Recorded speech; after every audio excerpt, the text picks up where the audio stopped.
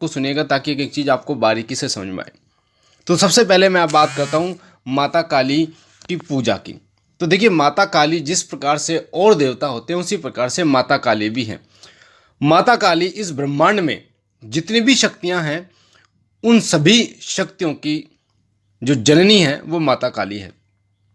माता काली ही वही देवी है जो इस संसार में सभी जीवों में व्याप्त है, उन्हीं की शक्ति संसार में है। अब माता काली की पूजा जिस प्रकार से और देवताओं की पूजा आप करते हो उस प्रकार से माता काली की भी पूजा की जा सकती है, इसमें कोई दिक्कत नहीं है। भगवान भोलेनाथ वो भी तो शमशान में वास करते हैं, वो भी तो हड्डियों की माला पहनते हैं, वो भी तो भभूत अपने शरीर पर धारण करते हैं। तो महादेव की जब पूजा कर सकते हैं लोग, घर में महादेव की पूजा कर सकते हैं, तो माता काली तो उनकी अर्धांगिनी हैं।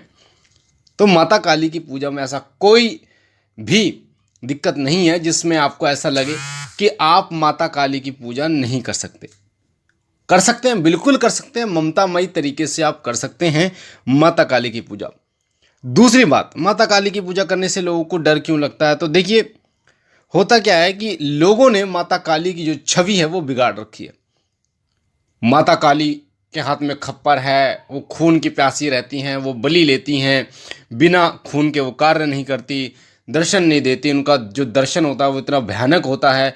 लोगों ने ऐसी छवि बना रखी है, जबकि भगवान के बारे में ये बोला जाता है कि आप जिस भी रूप में उन्हें बुलाओगे, जिस भी रूप में उन्हें चाहोगे कि वो आपके सामने आए, वो उसी रूप में प्रकट होते हैं। अगर ऐसा नहीं होता तो परमात्मा तो एक है, परमात्मा तो एक है। शिव, माता काली, दुर्गा माता, हनुमान जी महाराज, भैरव बाबा और भी अनेक देवता हैं।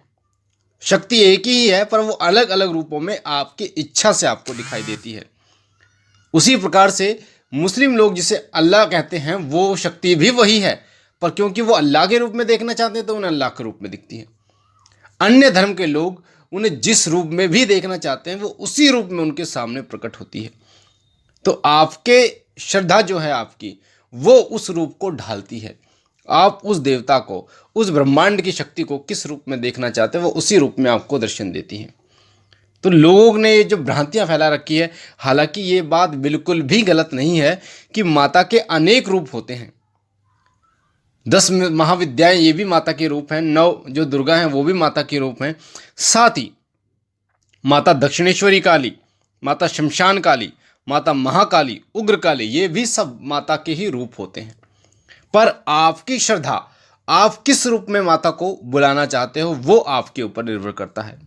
आप सौम्य रूप देखना चाहते हो माता का या उग्र रूप देखना चाहते हो वो आपके ऊपर निर्भर करता है। अगर आप उग्र रूप देखना चाहते हो माता का तो माता उसी रूप में आएगी। वो आपके ऊपर निर्भर करता है कि आप माता को किस रूप में बुलाना चाहते हैं। स्वामी परमहंस के बारे में सभी लोग जानते हैं। स्वामी परमहंस माता की सेवा करते थे, माता को भोग लगाते थे, और जो सत्य है वो ये है कि स्वामी परमहंस के हाथों से माता काली भोजन करती थी। स्वामी परमहंस माता काली को शक्ति के रूप में ना देखकर माता के रूप में देखते थे। यही फर्क होता है एक आम व्यक्ति में और एक तांत्रिक में।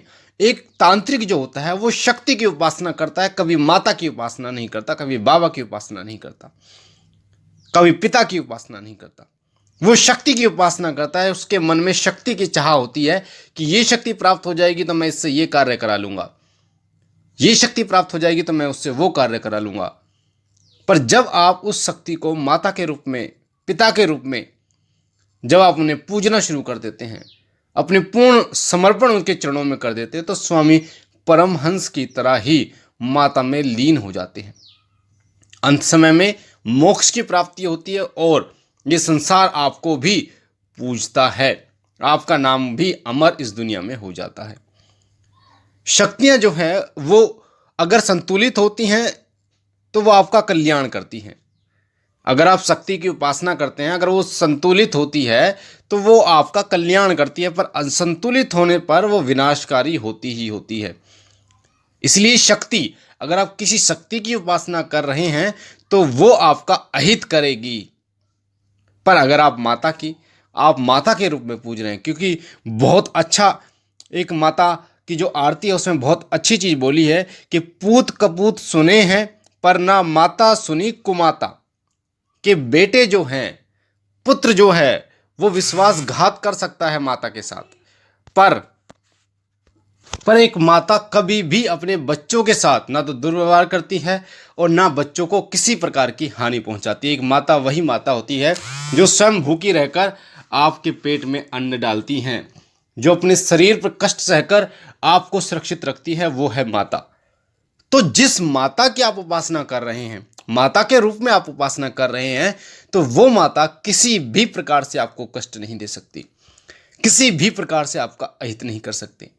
जिस रूप में आप बुलाओगे उस रूप में आएंगे, जो अर्पण आप करोगे वो स्वीकार करेंगे। ऐसा नहीं है कि माता काली को तामसिक चीज़ें ही पसंद हैं, कि आप तामसिक चीज़ें दोगे तभी माता काली प्रसन्न होंगे, या फिर ऐसा हो, कई लोग ये सोचते हैं कि तामसिक शक्तियों, तामसिक चीज़ों से ही माता काली की शक्ति जो है वो कार्य करती है। ऐसा नहीं है।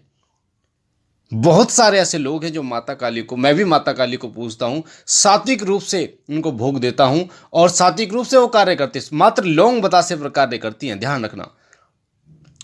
मैं माता काली को भोग के रूप में 2 लौंग 1 बतासा देता हूँ और उसी पर वो कार्य करती हैं, बड़े से बड़े तंत्र को काटने में सक्षम है। तो ऐसा नहीं है कि आप सात्विक रूप से पूजोगे तो माता काली की शक्ति कम पड़ जाएगी या कार्य नहीं करेंगी। आपकी श्रद्धा ही उनमें शक्ति भरती है। तो जितनी आपकी श्रद्धा होगी उतनी ही वो जो शक्ति है वो प्रबल होती है।